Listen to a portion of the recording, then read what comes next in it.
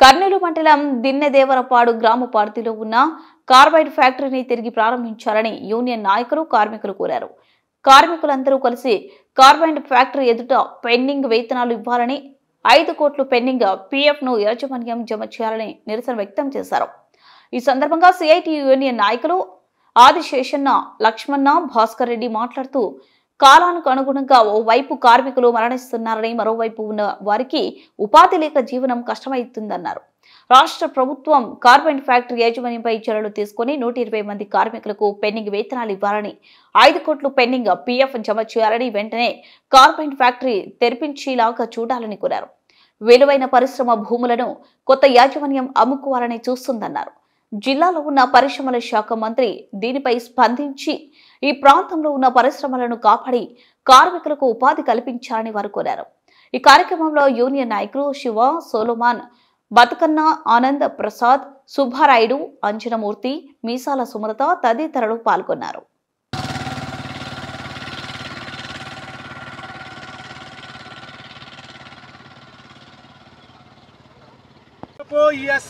నష్టపరిహారం ఇవ్వాలి.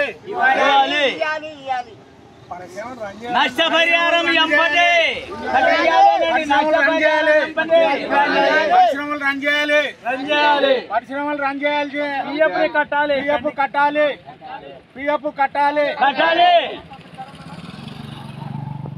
ఈఎస్ఐ మాకు నష్టపరిహారం ఇవ్వాలి.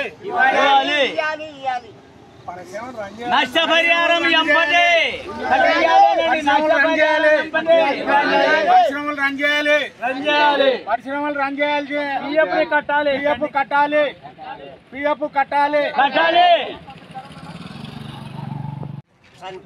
బీబీసీ పరిశ్రమని ఒక 20 సంవత్సరాల నుండి మేనేజ్మెంట్ నడిపేది. వాళ్ళు ఏదో ప్రైవేట్ అప్పులు తెచ్చుకొని ఈ ప్రైవేట్ అప్పులు కట్టలేదని చెప్పి కోర్టు డిగ్రీ ఎన్సీఎల్టీకి వెళ్ళింది. ఎన్సీఎల్టీలో 2019లో కామినీ స్టీల్స్ అని గుజరాత్ వాళ్ళకి ఈ పరిశ్రమ పోయిందని మాకు వచ్చిందని చెప్తున్నారు.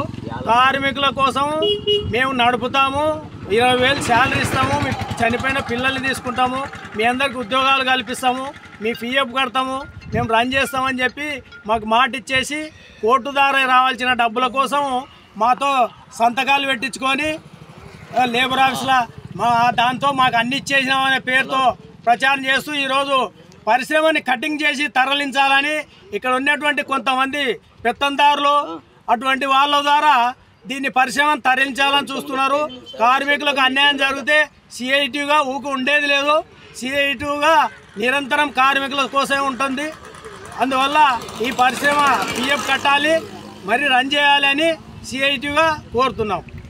ఇది స్వగ్రామము లక్ష్మీపురం నుంచి మేము సన్నతనం నుంచి దాదాపు ఇప్పుడు ఒక 40 ఏళ్ళు అయింటే దాంట్లో పని చేయబట్టి పాదుల కాడ నుంచి ప్రతి పని చేసుకుంటూ వస్తూ ఉంటే మేనేజ్మెంటు అప్పుడు వైఎస్ రాజశేఖర రెడ్డి గారు ఉన్నారు, చాలా బాగా నడిపించినారు కొన్ని రోజులు. తర్వాత టీడీపీ వచ్చినాక బంద్ చేసిన తర్వాత మళ్ళా ఈ ఇల్లు తీసుకొని రామారావులు తీసుకొని మంచిగా ఫ్యాక్టరీ రన్ చేసి మమ్మల్ని నల్ల పనిలో పెట్టుకున్నారు. ఫస్ట్లో దాదాపు ఒక 700 మంది ఉండేవాళ్ళము. లాస్ట్కు తరిమేసుకుంటూ వచ్చి మొన్నటి వరకు ఒక 200 మంది మిగిలినాము. 200 మందిలో కూడా ఇప్పుడు 100 మంది కానీ లేరు, అంతా చనిపోయినారు, వృద్ధులైనారు. మరి ఈ విధంగా మేము చేసిన కష్టం, మా కష్టం కూడా పిఎఫ్ వాళ్ళ దగ్గర పెట్టుకొని 8 సంవత్సరాల పిఎఫ్ కట్టకుండా అదనంగా మమ్మల్ని బయటికి తరలించి మాకు ఏ మాత్రం నష్టపరిహారం ఇవ్వలేదు. మాకు ఇచ్చేది ఏమి ఇచ్చినారంటే మేము చేసిన కష్టం మాత్రం ఒక్కటి ఇచ్చినారు. మేము చేసిన కష్టం ఇచ్చుకుంటూ వచ్చి మొన్న మీకు ఇదే అదే ఇది అని అన్ని మమ్మల్ని బోల్ట్ వేసి సంతకాలు పెట్టించుకున్నారు. మా సంతకాలు కూడా బెంగళూరు ఆయనకు తెలిసి ఏం కావి సంతకాలు పైసా పనిచేయవు, మీరు పనిచేసిన దుడ్లు ఇచ్చినట్టు రాసినారు, దీంట్లో మీరేం కంగారు పడకండి. ఇప్పుడైనా కానీ దీన్ని మీరు అందరు కలిసి కట్టుకొని ఉంటే మీకు రావాల్సిన